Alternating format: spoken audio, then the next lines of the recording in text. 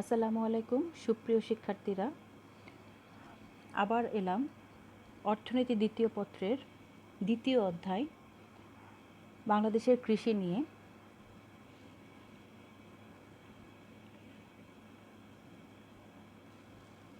আজকের আলোচনায় আছি আমি নুরুন নাহার, লেকচারার, অর্থনীতি বিভাগ, মাইলস্টোন কলেজ। দ্বিতীয় অধ্যায়ে আজকে আমরা আলোচনা করব বাংলাদেশের কৃষির কাঠামো, কৃষির উপখাত, জিডিপিতে উপখাতসমূহের অবদান লেখচিত্রের মাধ্যমে প্রকাশ। সুপ্রিয় শিক্ষার্থীরা, বাংলাদেশের কৃষি সম্পর্কে আমরা যদি কিছুটা ভূমিকা টানতে যাই তাহলে বলা যায় যে কৃষি আসলে বাংলাদেশের অর্থনৈতিক প্রবৃদ্ধির চালিকা শক্তি। কৃষির অগ্রগতির সাথে সাথে বাংলাদেশের বিপুল জনগোষ্ঠীর খাদ্য নিরাপত্তা প্রত্যক্ষভাবে জড়িত। এছাড়াও এদেশের দারিদ্র্য বিমোচন, জীবনযাত্রার মান উন্নয়ন, কর্মসংস্থান বৃদ্ধি ইত্যাদি ক্ষেত্রেও কৃষিখাতের অগ্রগতির প্রত্যক্ষ যোগসূত্র রয়েছে। এখন আমরা দেখব কৃষির ধারণাটির উৎপত্তি কোথা থেকে হয়েছে। কৃষি শব্দটির উৎপত্তি হয়েছে ল্যাটিন শব্দ এগার এবং কালচার থেকে। এগ্রিকালচার শব্দটির উৎপত্তি হয়েছে। এক্ষেত্রে এগার শব্দের অর্থ হলো ভূমি আর কালচার শব্দের অর্থ হলো চাষ করা। তাই ভূমি চাষ করে ফসল উৎপাদন করাকে কৃষি বা এগ্রিকালচার বলে।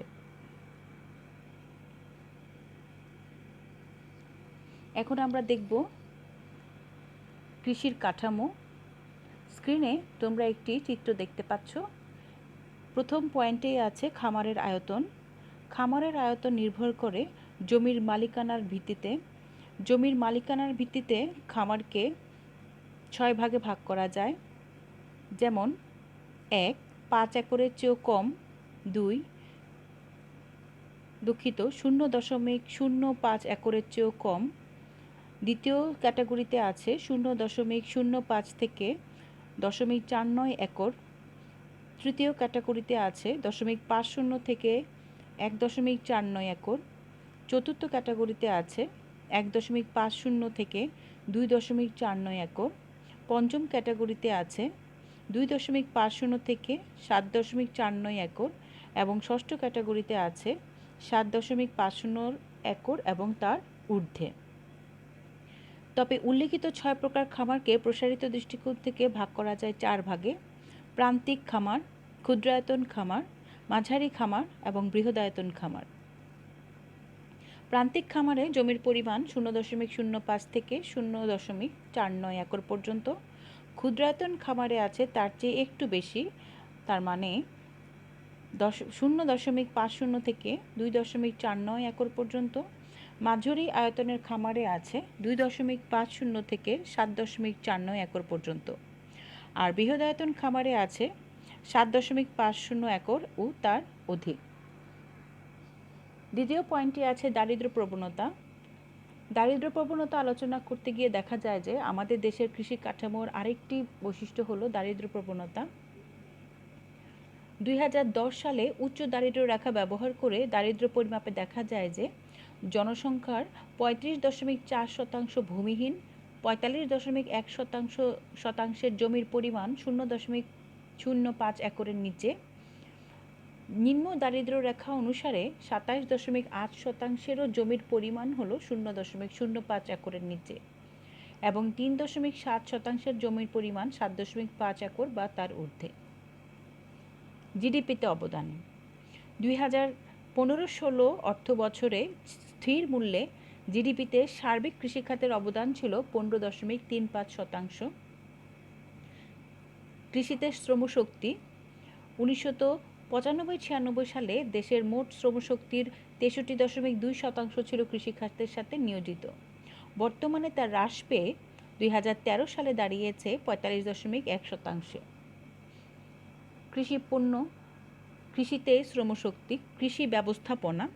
বিপুল জনসংখ্যার ভারে বাংলাদেশ যখন জর্জরিত, সরকার তখন দ্রুত খাদ্যের স্বয়ংসম্পূর্ণতা অর্জনের লক্ষ্যে এবং খাদ্যের চাহিদা মেটাতে দেশজ খাদ্যশস্যের উৎপাদন বৃদ্ধি সহ কৃষি খাতের সার্বিক উন্নয়নের প্রতি গুরুত্ব আরোপ করেছেন। এক্ষেত্রে সরকার কিছু কর্মসূচি গ্রহণ করেছেন, যেমন ক্ষুদ্র সেচ সম্প্রসারণ, জলাবদ্ধতা নিরসন, উন্নত মানের ও উচ্চ ফলনশীল বীজ উৎপাদন, সংরক্ষণ, বিতরণ ইত্যাদি। আমাদের পরবর্তী পয়েন্টটি হচ্ছে আধুনিক প্রযুক্তির ব্যবহার। বাংলাদেশের কৃষিখাত অতি প্রাচীনকাল থেকেই সনাতন পদ্ধতি অনুসরণ করে আসছিল, কিন্তু বর্তমানে পরমাণু ও বায়োটেকনোলজি পদ্ধতি ব্যবহার করে লবণাক্ততা সহিষ্ণু ও স্বল্প সময়ে শস্যের জাত প্রযুক্তি উদ্ভাবন ও মাঠ পর্যায়ে সম্প্রসারণ করা সম্ভব হয়েছে। কৃষক সহায়তা কর্মসূচি। বাংলাদেশের কৃষি কাঠামোর আরেকটি বৈশিষ্ট্য হল কৃষি উপকরণের ভর্তুকি বৃদ্ধি, ন্যায্য মূল্যে কৃষি উপকরণের সহজলভ্যতা ও সরবরাহ নিশ্চিতকরণ, লক্ষ্যভিত্তিক কৃষি সম্প্রসারণ, কৃষিজাত পণ্যের মান নিয়ন্ত্রণ, ফসল সংরক্ষণের জন্য পর্যাপ্ত ব্যবস্থা গ্রহণ ইত্যাদি নিশ্চিত করা। আমাদের ৮ নম্বর পয়েন্টে আছে খাদ্যশস্য উৎপাদন। সুপ্রিয় শিক্ষার্থীরা, তোমরা নিশ্চয়ই জানো যে খাদ্যশস্যের স্বয়ংসম্পূর্ণ একটি জাতি খাদ্য নিরাপত্তা অর্জন করতে সক্ষম হয়।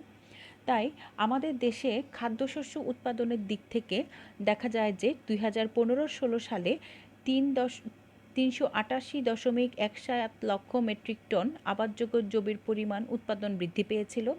এক্ষেত্রে গম 13.48 এবং ভুট্টা 27.59 লক্ষ মেট্রিক টন উৎপাদিত হয়েছে। 9 নম্বর পয়েন্টে আছে বীজ উৎপাদন। একটি দেশে ভালো বীজ মানে ভালো ফসল, এটি একটি প্রবাদ আছে। একটি দেশ যত ভালো বীজ সরবরাহ করতে পারে সে দেশে কৃষি উৎপাদন ততই নিশ্চিত হয়। এক্ষেত্রে আমাদের দেশেও এই ধরনের কিছু কর্মসূচি গ্রহণ করা হয়েছে।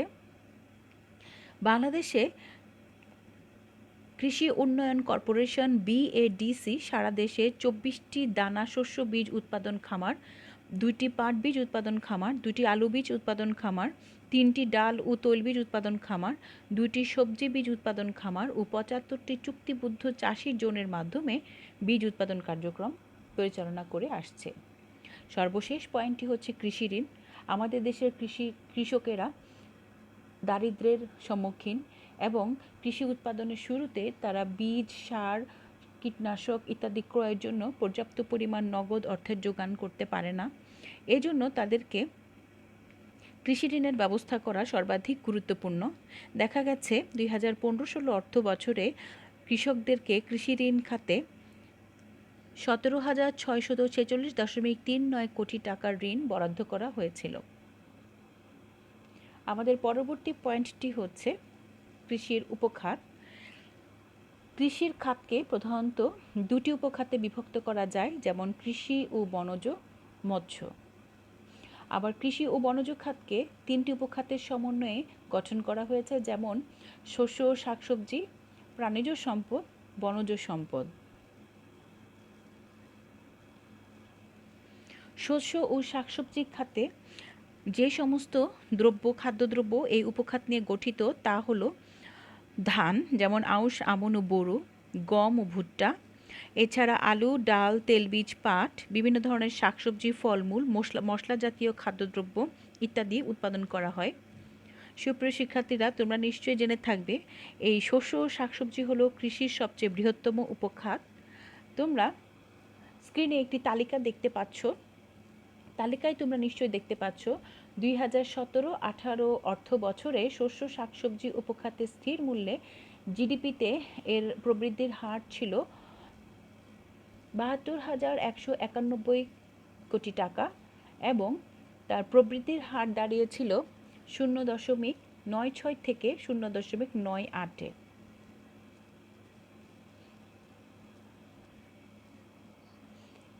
একটি দণ্ডচিত্রের মাধ্যমে দেখা যাচ্ছে যে কিভাবে 2007-08 অর্থ বছর থেকে শুরু করে ক্রমান্বয়ে 2013-14 অর্থ বছরে জিডিপিতে কৃষিখাতের অবদান ক্রমান্বয়ে বৃদ্ধি পেয়েছে। আমাদের দ্বিতীয় উপখাত, কৃষির উপখাতটি হচ্ছে প্রাণীজ সম্পদ। প্রাণীজ সম্পদও আমাদের দেশের জিডিপিতে গুরুত্বপূর্ণ অবদান রেখে থাকে। সাধারণত প্রাণীজ আমিষের চাহিদা পূরণ, কর্মসংস্থান সৃষ্টি, চাষাবাদ, চামড়া ও চামড়াজাত দ্রব্যের উৎপাদন, রপ্তানি, বিশেষ করে খাদ্য নিরাপত্তার ক্ষেত্রে এই উপখাতের ভূমিকা ছিল অপরিসীম। প্রাণীজ উৎস থেকে আমাদের দেশে যে সমস্ত খাদ্যদ্রব্য উৎপাদিত হয় তা হলো দুধ, মাংস এবং ডিম, চিত্রে তোমরা একটি সূচি দেখতে পাচ্ছ, সেখানে তোমরা নিশ্চয়ই দেখতে পাচ্ছ জিডিপিতে 2017-18 অর্থ বছরে আমাদের প্রাণিজ সম্পদ থেকে যে অবদান আসে তা হচ্ছে 15,065 কোটি টাকা। আর জিডিপিতে প্রবৃদ্ধির হার 16-17 অর্থ বছরে ছিল 3.31, তা বৃদ্ধি পেয়ে 17-18 অর্থ বছরে দাঁড়িয়েছিল 3.40। সুপ্রিয় শিক্ষার্থীরা, আমাদের পরবর্তী খাতটি হচ্ছে বনজ সম্পদ। বনজ সম্পদের মধ্যে অন্তর্গত সম্পদগুলো হচ্ছে বৃক্ষ, কাঠ, ফল, মধু, জ্বালানি ইত্যাদি। আমাদের দেশের প্রাকৃতিক বনভূমি ক্রমান্বয়ে সংকুচিত হয়ে আসছে। বনের বাইরে বৃক্ষ আচ্ছাদিত এলাকার পরিমাণ ক্রমেই বৃদ্ধি পাচ্ছে। এক্ষেত্রে তালিকায় তোমরা দেখতে পাচ্ছ নিশ্চয়ই যে জিডিপিতে বনজ সম্পদ থেকে জিডিপিতে অবদান ছিল 2017-18 অর্থ বছরে 15,945 কোটি টাকা, আর 2016-17 অর্থ বছরে প্রবৃদ্ধির হার ছিল 5.60, কিন্তু 17-18 বছরে তা হ্রাস পেয়ে 5.51-এ এসে দাঁড়িয়েছে। সূচিতে তোমরা নিশ্চয়ই লক্ষ্য করে থাকবে সুপ্রিয় শিক্ষার্থীরা, স্তম্ভচিত্রের দ্বিতীয় অংশে তোমরা দেখো প্রবৃদ্ধির হার দণ্ডচিত্র 2007-8 অর্থ বছরের তুলনায় 8-9 বৃদ্ধি পেয়েছে, 9-10 আবার তা হ্রাস পেয়েছে, 10-11 বৃদ্ধি পেয়েছে, 11-12 তা তুলনামূলকভাবে অনেকটা বৃদ্ধি পেয়ে 13-14 অর্থ বছরে বনজ সম্পদ থেকে অবদানের পরিমাণ অত্যন্ত হ্রাস পেয়েছে। আমাদের সর্বশেষ কৃষির উপখাতটি হলো মৎস্য সম্পদ। তোমরা নিশ্চয়ই জানো মৎস্য সম্পদের সাথে জড়িত কার্যক্রমগুলো হচ্ছে সমাজভিত্তিক মৎস্য চাষ কার্যক্রম সম্প্রসারণ ও জোরদার করা, খাস জলাশয়ে মৎস্যজীবীদের প্রবেশাধিকার নিশ্চিত করা। খাস জলাশয় শব্দটি একটু ব্যাখ্যা করা প্রয়োজন। খাস জলাশয় বলতে বোঝায় যে সমস্ত জলাশয় সরকারের মালিকানাধীন এবং মৎস্যজীবীরা সেই সমস্ত জলাশয়ে যেন অবাধে প্রবেশ করে মাছ ধরতে পারে তা নিশ্চিত করা। বিল নার্সারি কার্যক্রম গ্রহণ এবং মুক্ত জলাশয়ে মাছের পোনা অবমুক্তকরণ, মৎস্য অভয়াশ্রম সৃষ্টি, ঘের ও খাঁচায় মাছ চাষ কার্যক্রম সম্প্রসারণ করা। তাছাড়া ভরাট হয়ে যাওয়া নদী পুনঃখনন করে মাছের আবাসস্থল পুনরুদ্ধার করা এবং গবেষণার মাধ্যমে উন্নত প্রযুক্তি উদ্ভাবন ও সম্প্রসারণের মাধ্যমে দেখা যায় একটি আমাদের দেশের জনসাধারণের আমিষের চাহিদা পূরণ, কর্মসংস্থান বৃদ্ধি, দারিদ্র্য বিমোচন করেও বৈদেশিক মুদ্রা অর্জনে আমাদের মৎস্য সম্পদ গুরুত্বপূর্ণ ভূমিকা পালন করে আসছে। সূচিতে লক্ষণীয় যে জিডিপিতে 2017-18 অর্থ বছরে মৎস্য সম্পদ থেকে জিডিপিতে অবদান ছিল 34,949 কোটি টাকা এবং জিডিপিতে প্রবৃদ্ধির হার 16-17 সালে ছিল 6.23, কিন্তু তা বৃদ্ধি পেয়ে 2017-18 অর্থ বছরে দাঁড়িয়েছে 6.30।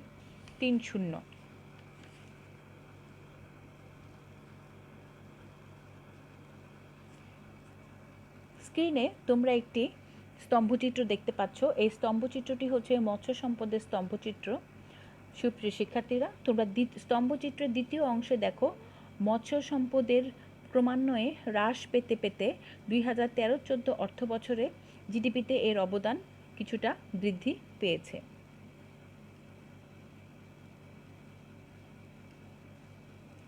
এখন আমরা বাংলাদেশের যে 4টি কৃষির উপখাত নিয়ে আলোচনা করলাম, শস্য ও শাকসবজি, প্রাণিজ সম্পদ, বনজ সম্পদ ও মৎস্য সম্পদ, এই 4টি খাতের অবদান প্রথম লেখচিত্রে এবং শতকরা হার প্রবৃদ্ধির হার দ্বিতীয় লেখচিত্রে উপস্থাপন করছি। সুপ্রিয় শিক্ষার্থীরা, এটি একটি সমন্বিত লেখচিত্র যেখানে 2007-8 অর্থ বছরের তুলনায় 2008-9 অর্থ বছরে এই 4টি খাতে কৃষিতে জিডিপিতে অবদান এবং প্রবৃদ্ধির হার তুলনা করার ক্ষেত্রে আমরা এই ধরনের সমন্বিত লেখচিত্র উপস্থাপন করে থাকি।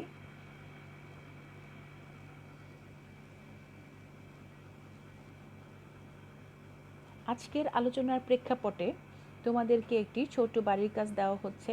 তোমরা নিশ্চয়ই স্ক্রিনে লক্ষ্য করেছো একটি উদ্দীপক দেওয়া আছে। উদ্দীপকে 4টি কৃষির উপখাতের নাম দেওয়া আছে: শস্য, শাকসবজি, পশু সম্পদ বনজ সম্পদ, মৎস্য সম্পদ এবং দুটি দেশের মধ্যে তুলনা করার জন্য আমরা কিছু তথ্য দিয়েছি তোমাদের। উদ্দীপকের আলোকে এক্স ও ওয়াই দেশের ক্ষেত্রে জিডিপিতে কৃষির উপখাতসমূহের অবদান লেখচিত্রের মাধ্যমে তোমরা উপস্থাপন করবে। বাড়ির কাজটি অবশ্যই সম্পাদন করে আগামীকালের মধ্যে গ্রুপে জমা দিবে। আজকের মতো আমরা আলোচনা এখানেই শেষ করছি। আগামী দিন আমরা আবার আসব অধ্যায় 2 এর পরবর্তী উপস্থাপনা নিয়ে। ধন্যবাদ সবাইকে।